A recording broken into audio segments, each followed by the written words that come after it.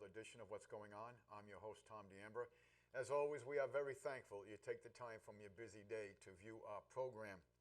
Well, my friends, what a difference a week makes. And we are going to be getting into some of the information that has come forth about the circus that's going on with the Supreme Court hearings. But before we get into that circus, let's get into some very serious matters. Not that the Supreme Court nomination process is not a serious matter. It's just been made into a joke now. And we'll get into that in a little bit. I just want to recap something. Last week, we spoke of the Vostok 18 Russian military exercise that was going on. And we went over some preliminary things about it. You know, over 300,000 troops, over 1,000 vehicles. They blew up, was it a fleet of 18 ships. They literally blew them up and sunk them using their new supersonic missiles and so forth. And the more I read about this operation, my friends, something I found very, very interesting. And I spent time in the military, and I have friends of mine that are career military, and I've never heard of this in a military exercise. What am I speaking of? During this Russian Vostok 18 operation, Putin actually had his people shut down between 25 and 35% of particular manufacturing infrastructure to see what their capabilities would be, to adapt to the shutdown, how they would adapt to the shutdown, what kind of mechanisms they would have to use to facilitate such a damage. And also, you think about this, they're practicing, folks, for a nuclear war. Because how else would the United States, or any enemy at that matter, be able to shut down 20 to 35% of particular industries throughout Russia? Very, very interesting. I had never, ever heard or read of that before in all the military exercises I partook in. That was never part of any equation. So I found that to be very alarming, that they are planning so much that they feel that whether it be a limited nuclear war or World War III, however you want to put it, folks, the Russians and the Chinese are gearing for it. I know the Chinese are all for war with the United States. And wars escalate at different levels, my friends. First, you have things like diplomatic shutdowns. You have embassies that are kicked out. You have legions of foreign relations that are severed. You have ties that are severed. You have links of communication that are severed. And then you get into the economic sanctions and the physical sanctions, which is where we are now with Russia and China. And they are that way with us. And then we've actually have military physical confrontation with what the United States has done in multiple countries and directly against Russian forces in Syria. So we are at, again, a hinge point in history here, and the consequence for mankind can be absolutely devastating. Now, I'd like to show you this map quick. And Bill, if we can blow this up for full screen, that'd be great. Thank you, Bill. But look at this map, my friends. And I want to read to you, in case you can't see it, what this correlates. Everything in black is countries with significant U.S. military presence. The gray is countries with cooperative security locations. In other words, we have military presence.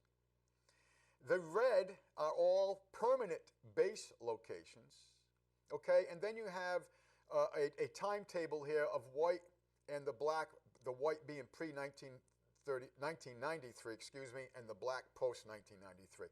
But I know school kids will have a hard time putting this map together because they don't teach geography anymore. But all the white that you see in the center of this map, that basically, my friends, is India, Pakistan, China, the Slavic nations, and Russia. Look at the rest of the world, my friends. We are in every other continent in the world. And I also want you to take a look how we have completely militarily encompassed China and Russia. Take a look at that map. This, you know, the old saying, the sun never sets on the English empire. Well, the sun is not setting on the bankers' empire now, is it? Folks, this is very dangerous. And we are very vulnerable. These forces may look like an astronomical amount of military power, and it is. But so wasn't the Philippines before World War II. And we all know what happened in the Philippines with Corregidor and MacArthur, I Shall Return, and all the rest of it. Brutal, brutal history. I grew up knowing two people that survived Corregidor. And they never, ever, ever, ever spoke of it. They didn't have to, my friends. Their eyes said it all. Their eyes told the story. Their silence told the story. Okay. Now, when we look at what's going on, China's live fire exercises in the South China Sea. 3 days ago, there was almost a collision between a Chinese naval vessel and an American naval vessel. Folks, according to the report, they came within 45 yards of each other. Now, if you're looking at throwing a football or a basketball or something 45 yards, yeah, okay, that's a significant distance. But when you're talking about vessels in oceans, 45 yards is an inch when it comes to potential collisions. So all it's going to take, my friends, is some kind of either implemented or contrived incident, or maybe some kind of just happen chance incident. But very, very dangerous what's going on. And the Chinese and the Russians, folks, they are ahead in military technology. And let's not forget this report that just came out. And I'm going to read this to you verbatim. Okay. Chinese chips, computer chips, in 30 of the top U.S. corporations. And this includes Apple, Amazon, and others. Now, I'm not too hip with computers, my friends, but all of these chips that they're speaking of are contained in what's called motherboards. I did not know what a motherboard was. I had to look up a motherboard. And I will tell you, I'll put it in a way a friend of mine said, it's the whole enchilada. This is where it originates. This is what the Chinese have control of, not only in the top 30 corporations in the United States, but these corporations also include defense contractors. Now, we mentioned to you last week and through the years here how even the guidance system for our frontline Tomahawk cruise missile, the chips are made where? In China. They used to be manufactured in the United States. Now they are made in China. Do you think that the Chinese, who is our declared enemy, may have some backdoor avenues to either shut these Tomahawk cruise missiles down and or take over the flight of these missiles once they are activated and have them come right back on to the platform that launched them to begin with, which would be our ships, submarines, etc. Does that make you feel really good? So what did Bloomberg, the big anti-gun Marxist Bloomberg, have to say about this? Bloomberg Print called this the most significant known supply chain attack ever against the United States. Let me read that again. The most significant known supply chain attack ever against the United States. That should have you worried, my friends. Very much so. Okay. Now, what we're going to get into now is very disturbing, and I'm going to be quick with this because I will get emotional. What is the name of this company? Victoria's Secrets. Everybody's heard of Victoria's Secrets. They make lingeries, they make all kind of things, sexual enticing garments, we'll say, the lingeries.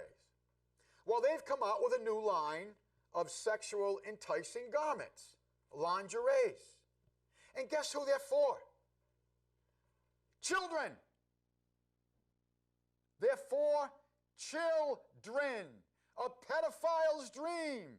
Lingerie geared to 5-year-olds. There's one picture, and I'm going to be quick about this because this really gets my Irish up. There's another picture. They actually put on boardwalk, I think that's what they call them when they go down the boardwalk shows with buyers to purchase sexual enticing lingerie for 5-year-old children. I have to stop.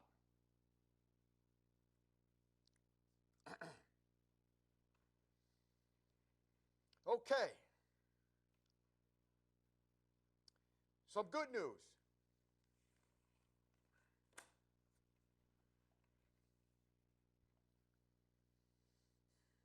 Okay, some good news.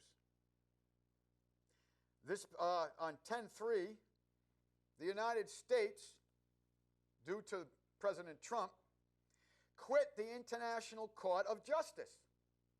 What is the International Court of Justice?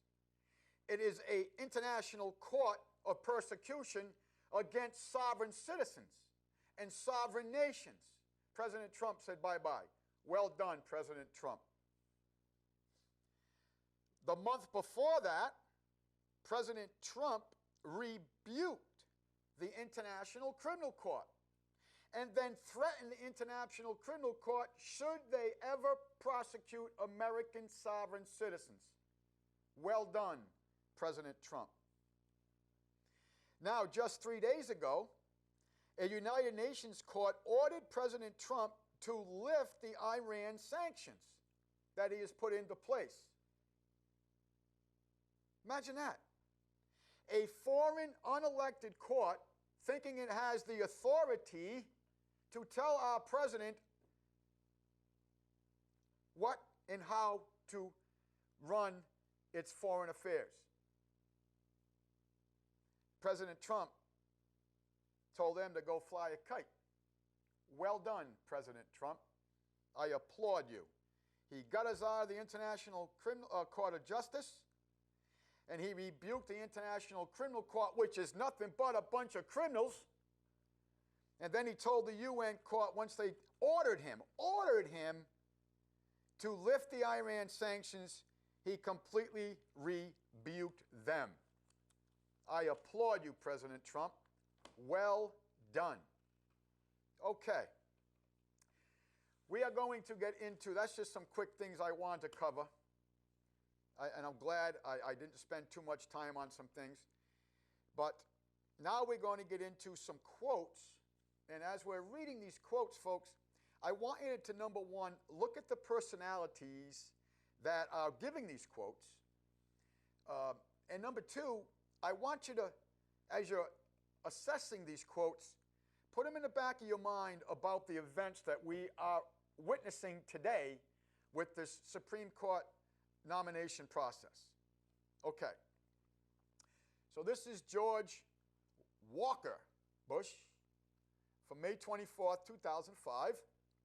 He's still the president, the CEO of the Insolvent USA, Inc.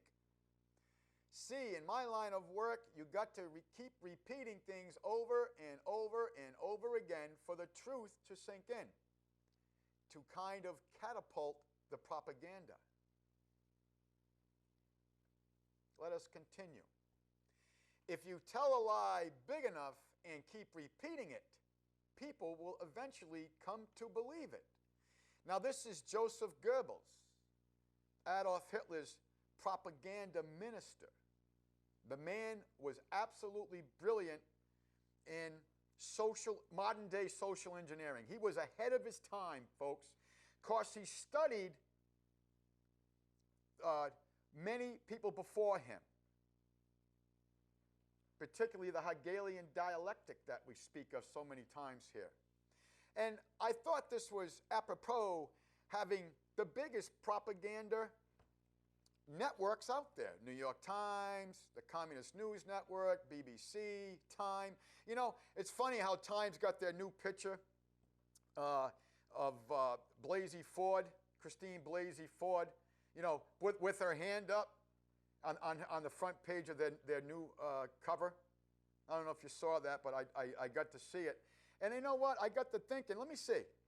This was the paper that made Hitler Man of the Year twice, and many other criminals.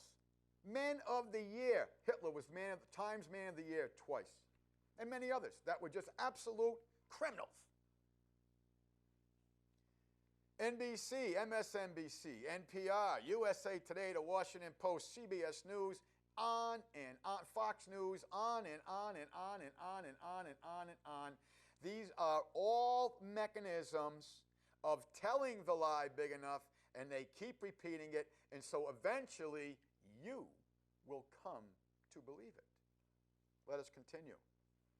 This is from Edward S. Herman, The Propaganda System. Now, this guy was in news for decades, folks. Decades. Does he call it the news or information system? No. He calls it the what? The propaganda system. The propaganda system allows the U.S. leadership to commit crimes without limit and with no suggestion of misbehavior or criminality.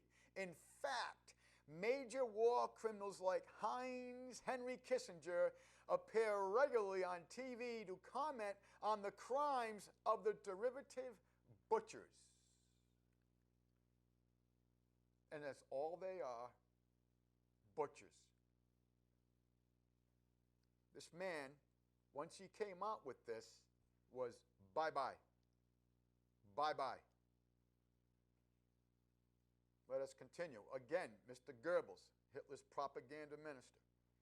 Propaganda works best when those who are being manipulated are confident that they are acting on their own free will. Now, I know I've showed this to you many times, but folks, you got to understand how this propaganda works. And it always comes down to that Hegelian dialectic. Crisis, reaction, solution. Again, that three-pointed triangle. You create a crisis, you get the emotional response you want from the people. As Mr. Hegel said constantly, you've got to have fear in that equation, but boy, if you can put some anger in that recipe, even the better. So crisis, emotional response, and you bring in the solution that the people will welcome. Giving up their liberties, more increased taxation, more militarization of the police forces, more foreign wars for their sons to bleed for the profit of the bankers. They'll willingly do it because of that emotional response that was created by the crisis. Very simple. I see it every day. It's important that you understand that if you're going to have an understanding of how these people manipulate our thinking process. It's not just the indoctrination school systems. It's not just the churches, my friends. It's us receiving information that is particular to where they want us, what road to travel down. Barry Goldwater. Most Americans have no real understanding of the operation of the international money lenders. The accounts of the Federal Reserve System had never been audited. Folks, this is, I think, 1966. It's 2018. And this statement still holds true. The Federal Reserve has still never been audited.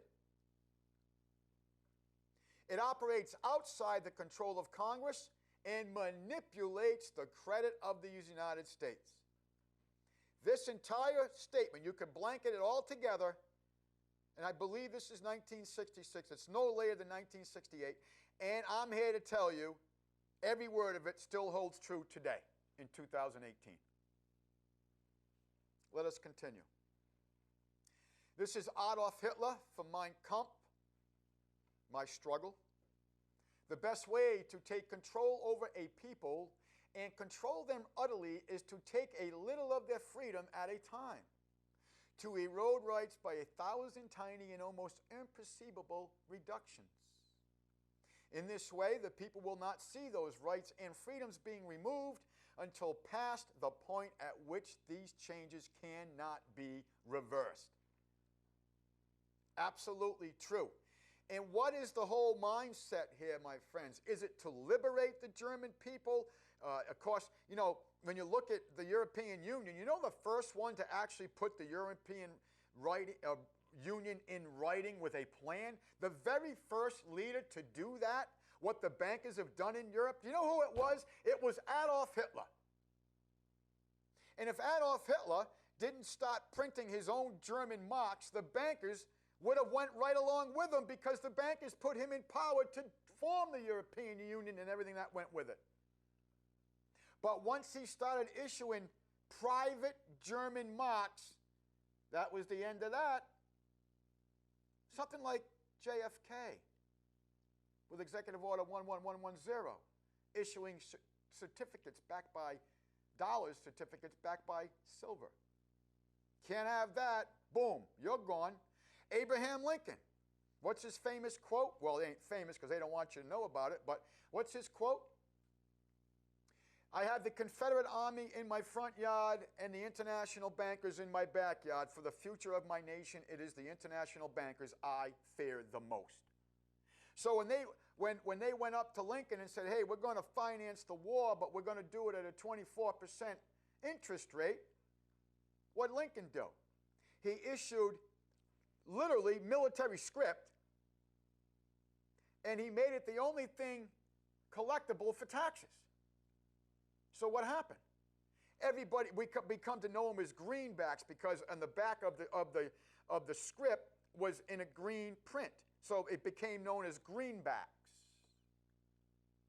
So what happened? Once Lincoln did that, bye-bye.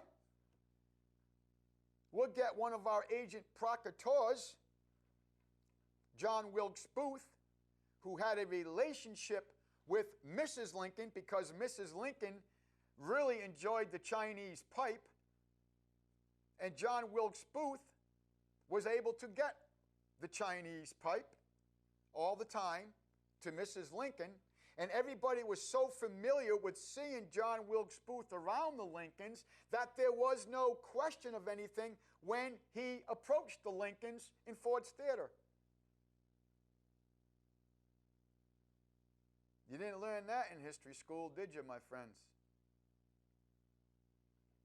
But again, the best way to take control over a people and control them utterly, not liberate them, control them. Let us continue. Again, Adolf Hitler, make the lie big, make it simple. Keep saying it, and eventually they will believe it. Who do you think they are? The people. You and I. The German people at that time. But folks, we are the Fourth Reich. I've said this hundreds of times on this program. We are the Fourth Reich. You know who won the Civil War? Washington, D.C., the bankers won the Civil War. Them two entities, Washington, D.C., through the Lieber Codes, expanded into the sovereignty of the states, federalized everybody. 14th Amendment. We all became federal citizens. And what? The debt shall not be questioned. We've read that to you verbatim many times. But make the lie big. Gulf of Tonkin, 9/11, etc., etc. Weapons of mass destruction. Make it simple. Weapons of mass destruction, Osama bin Laden, Gulf of Tonkin resolution. Keep saying it over and over and over and over. and they will believe it. Let us continue. Aldous Huxley, by means of ever more effective methods of mind manipulation, the democracies will change their nature. The quaint old forms, elections, parliaments, supreme courts, and all the rest will remain. The underlying substance will be a new kind of totalitarianism. All the traditional names, all the hollowed slogans will remain exactly what they were in the good old days.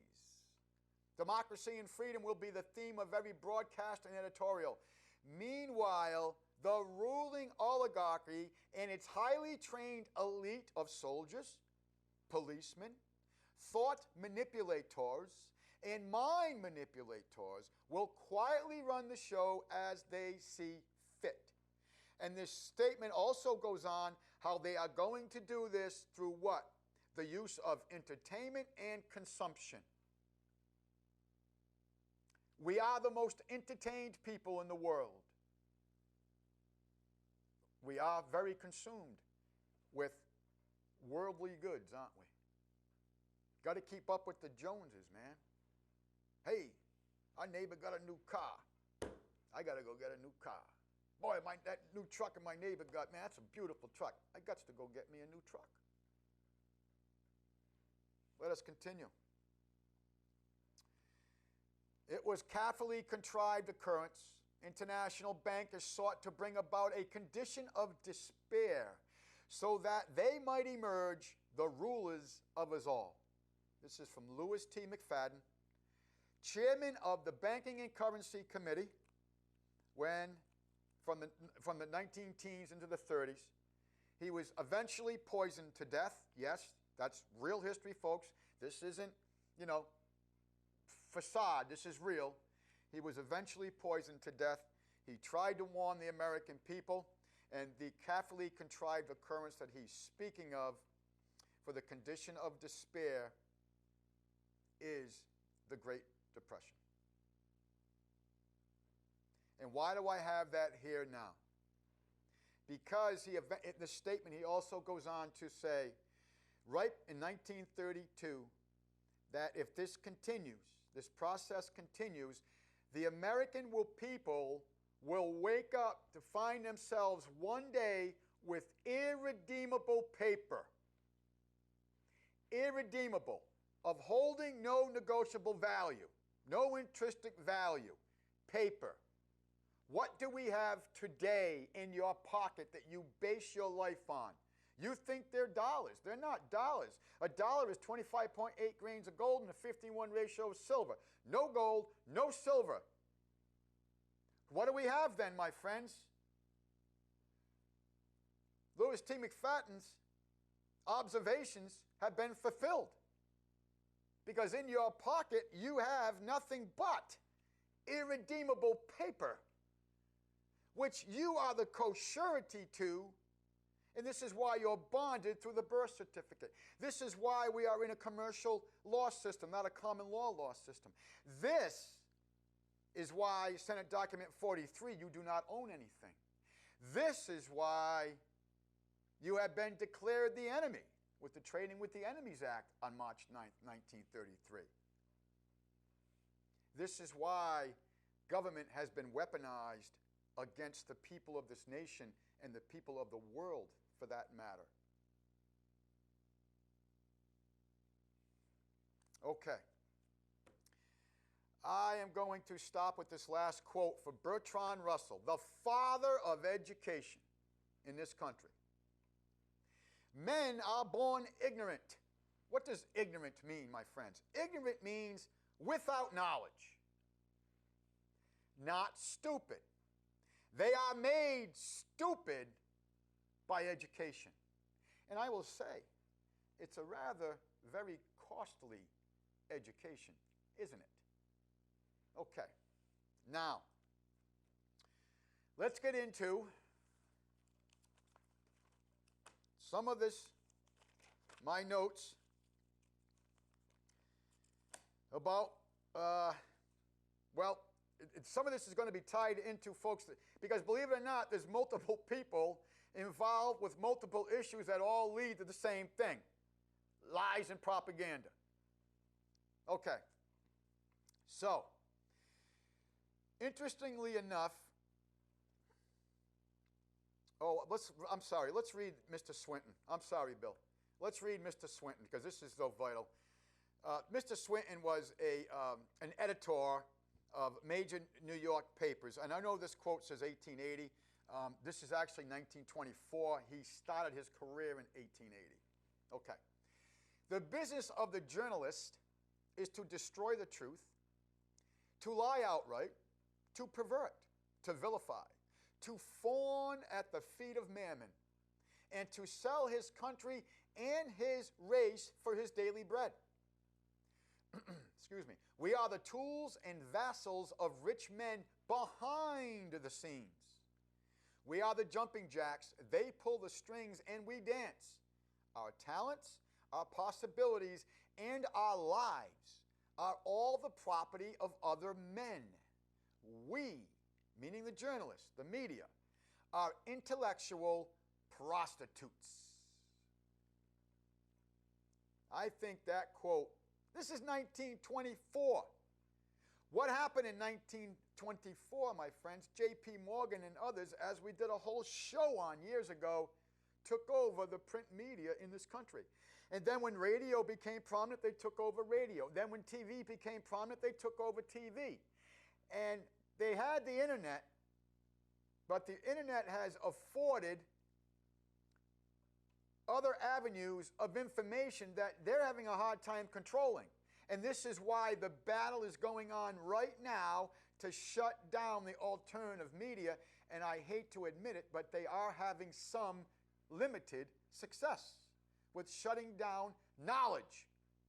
Knowledge. Okay. Why do I get into that? Because it's easier to fool people than to convince them they have been fooled, isn't it? According to Samuel Clemens, you know him as Mark Twain. Isn't that the truth? It's easier to fool people than to convince them that they have been fooled. Why? Because ego and pride get in the way. So while we're looking at this circus, let's understand that they are trying to fool us.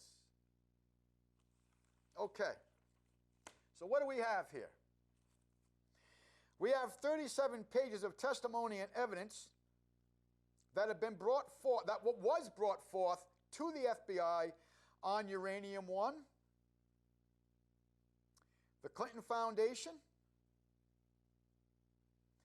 and also some of the things that went on, the reason why they went on out in Nevada and Oregon. I'm talking about the Bundys and the Hammonds.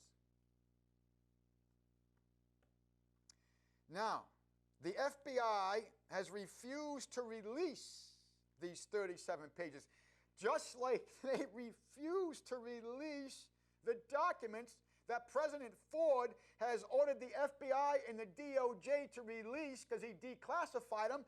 Folks, they haven't released them yet. Where is the sense of what's good for the goose is good for the gander? They haven't released them yet.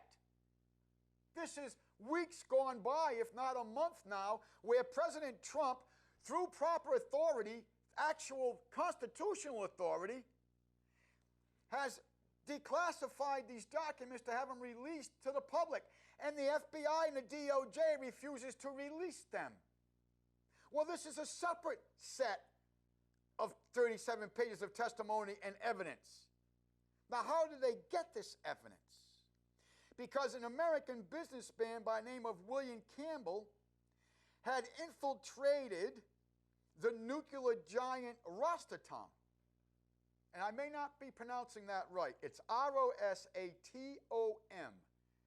It is the #1 nuclear company, corporation in Russia.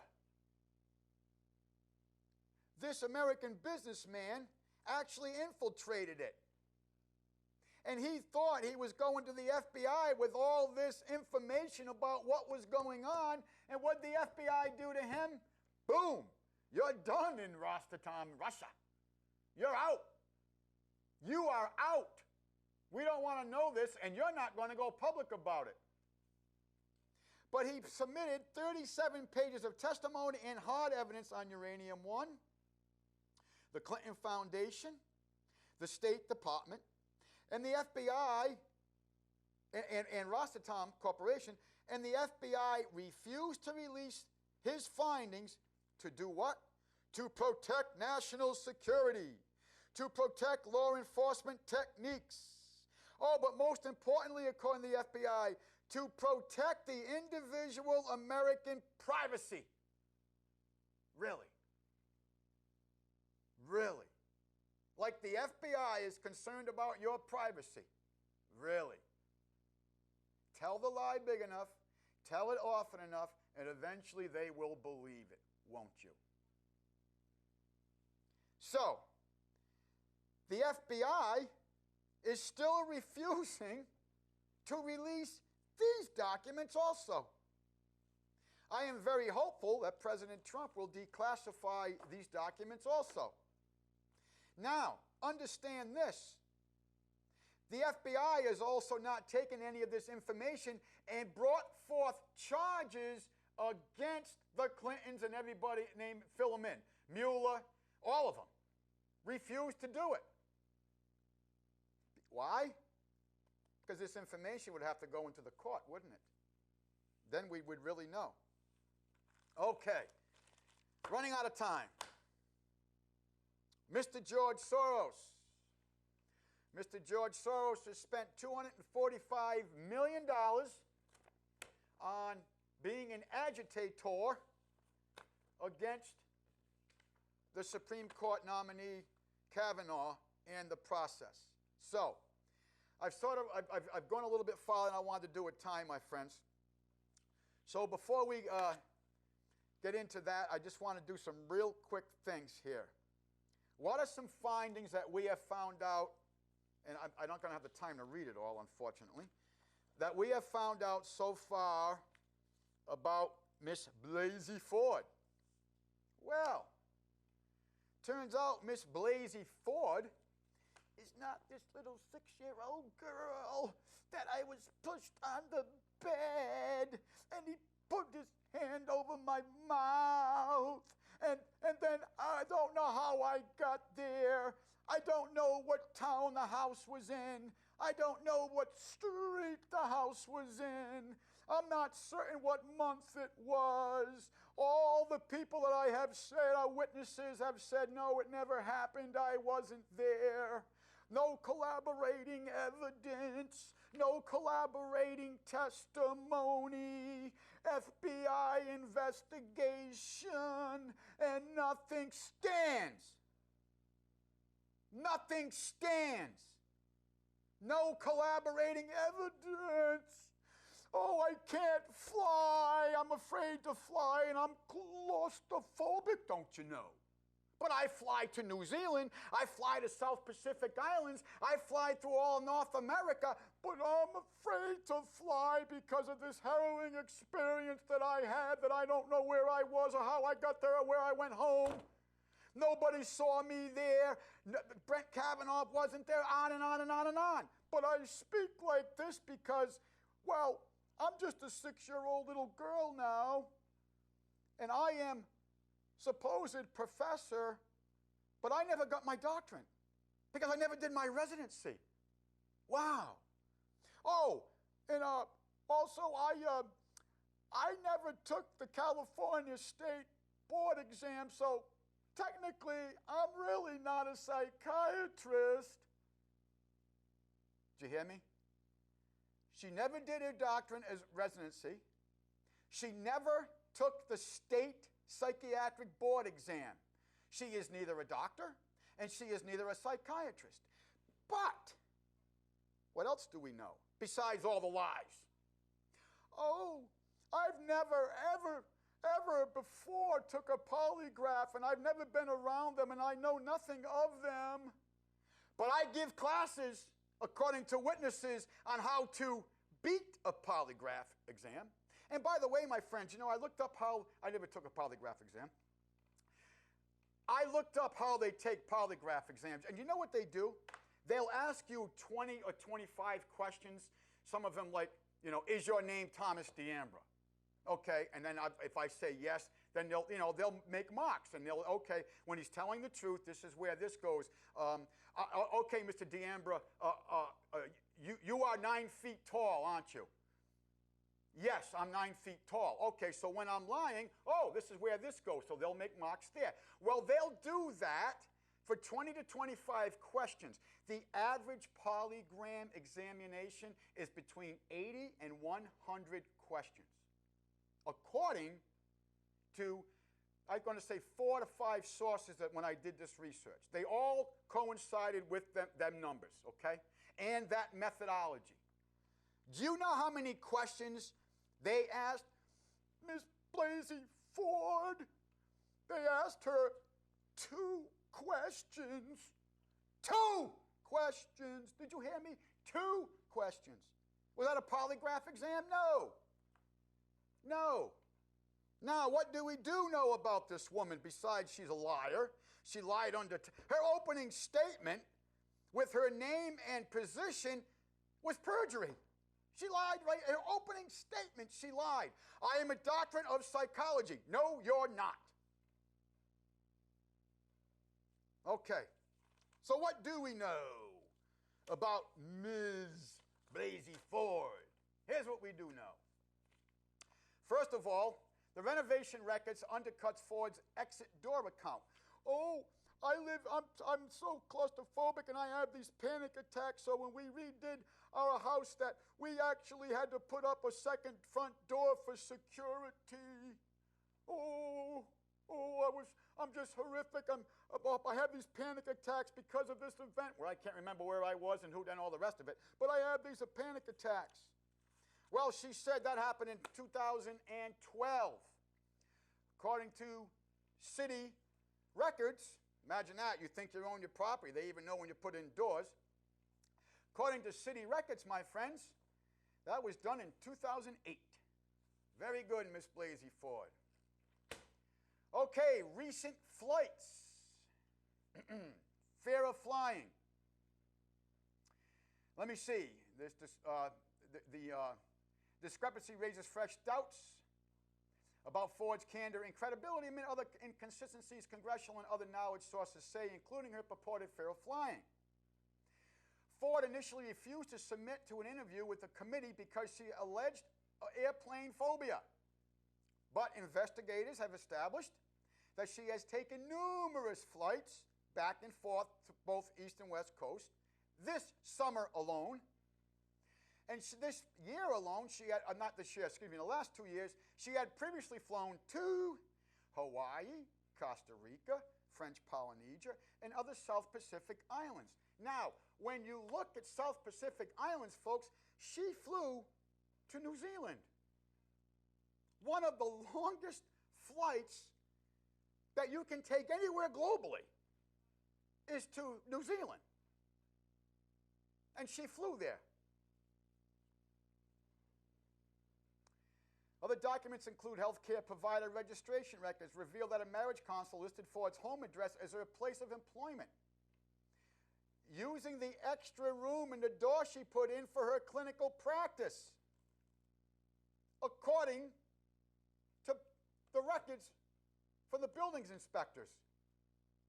Not because I'm claustrophobic and I have this fear.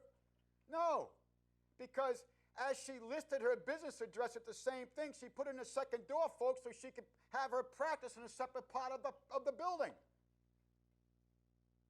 Oh, and by the way, that marriage therapist, Sylvia Atkins Randall,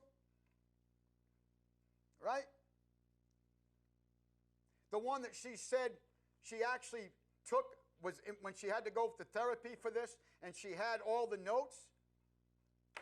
Why did Miss Blasey Ford refuse to have the therapist's notes admitted into evidence? Because she lied. That's why. Okay. So now you have Rachel Mitchell, a 26-year sex crime investigator who had the opportunity to examine Miss Blasey Ford. And here are some of her report's findings. Dr. Ford has not afforded a constant account of when the alleged assault happened. She don't know the month. She don't know the week. She don't know the day. You would think that something that was so horrific, and I'm still having panic attacks, and I'm claustrophobic, and I can't fly, you would think you would at least know the bloody month. You would at least know the month. And you would think you would at least know what street it was on. Don't know that either. You would think you would know who was there. Everyone that you mentioned says that, including your best friend, said, sorry, it didn't happen. More findings. Dr. Ford struggled to identify Judge Kavanaugh as the assailant by name. Another one, when speaking up with her husband, Dr. Ford changed her description of the incident to become less specific. You see, folks, when you're lying about an event, and I don't care what it is, you can't give specifics, see, because, especially to a trained investigator, because if you do, they can tear them specifics down, can't they? You have to broad brush it. Let us continue. Dr. Ford has zero memory of key details of the night in question, details that would help her collaborate her account. None of it. She does not remember in what house the alleged assault took place or where that house was located. Perhaps most importantly, she does not remember how she got from and to the party. Now, let's get, I'm running out of time, so I've got to skip some of this. How about this? To conclude Rachel Mitchell's findings, to sum this up in her language, I do not think that a reasonable prosecutor would even bring this case on the evidence before this committee, nor do I believe this evidence is sufficient to satisfy the preponderance of the evidence standard. What is she saying? She's saying that there's not, the preponderance of the evidence standard is what you have to go through when you are going to even issue a warrant. Do you understand this? There's not even enough evidence to meet the preponderance of this evidence of standard. And we have tied up our nation, spent millions of dollars for this.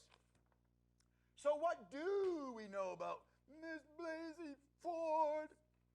Well, Miss Blasey Ford publishes some papers and co-authored some papers. You ready? Okay. So what does she co-author and author? Psychiatry and Behavioral Sciences at Stanford University School of Medicine to participate in an intervention that included either meditation or group therapy with formal hypnotic inductions.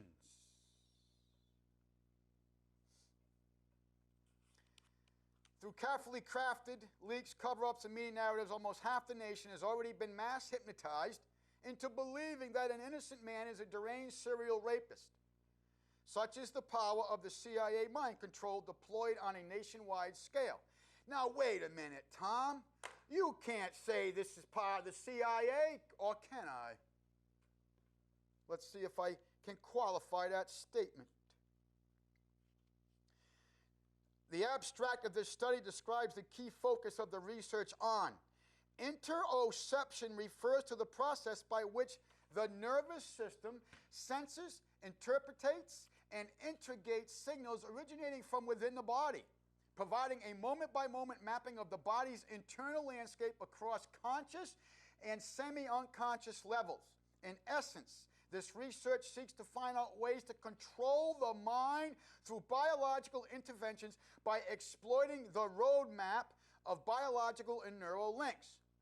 When the full map of how the mind interprets internal biological is understood, it allows a kind of reverse, this is her writings, not mine, a kind of reverse engineering of the mind through interventions in the human subject. Human subject, not patient, human subject.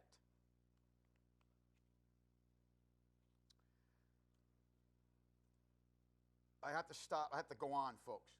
Now, how do we get into, I really want to get into, I'm going to skip this because I want to get into more about her history. Okay. And if I can get back to that program, I will. Now, what do we know? We have Representative Mark Meadows, Republican from North Carolina, ex-FBI Consul James Baker testimony is extremely troubling. Total political bias. What else do we know about her family? Well, let me see. Her grandfather worked for the CIA. Her father works for the CIA. Her brother worked for the CIA. And her brother-in-law works for the CIA. So the CIA is in her bloodline for a long time. Also, Christine and Ralph's the third, that's a grandfather, was Nicholas Deek. Former CIA Director William Casey acknowledged Deek's decades of service to the CIA. Now, Christine Blasey's brother, Ralph III, used to work for the international law firm of Baker and Hostetler. You may remember Baker and Hostetler because they have come up in this show before. Do you know why you would know them? Because they created Fusion GPS and that law firm created the fake Russian dossier. Tell the lie big enough and often enough and they will believe it. So she's not just this little 6-year-old girl that had this horrific event. No, she teaches mass social hypnotics. She teaches polygraph examination manipulations. You can tell from her testimony and how, that she's acting this out. She's putting her head like this to make that voice the way it is. And then we have Hillary Clinton come out and saying that, whoa, this is unbelievable, huh? Hillary Clinton, rape survivors have the right to be heard and the right to be believed. Really, Hillary? What about Paula Jones, Juanita Broderick, Kathleen Willey, Elaine Wellstone, and all the rest that your husband raped that you destroyed to protect him? What about this look? The look you give when you're lying at a congressional hearing. Look at these psychotic people. Look at the look, folks. Look at their eyes. They know they're lying. And they know they're protected, don't they? This is Peter Strzok. You remember him? FBI. So Baker and Hostetler is located in the same building where the CIA operates 3 companies called Redcoats, Admiral Security, and Data Watch. Okay? Now, what else do we know? We also know that her father, Ralph III, was vice president of National Savings and Trust. And I run out of time. But guess who National Savings and Trust is, my friends? That is a CIA Black Ops bank that washes money that came into play after the BCCI that was operated by Black Rose. You know who Black Rose is, George Herbert Walker Bush, to launder the drug money of cocaine and heroin. Cocaine from Central America, heroin from Southeast Asia, and then when that got shut down, they opened up another bank to do it, known as National Savings and Trust, that her father was the vice president of. CIA laundering operation. Folks, thank you very much for watching the program. We always close in asking you to seek truth, to obtain knowledge, to manifest kindness, and we always close in reminding you that your government is your responsibility. Thank you for watching. Got to read between the lines. Got to read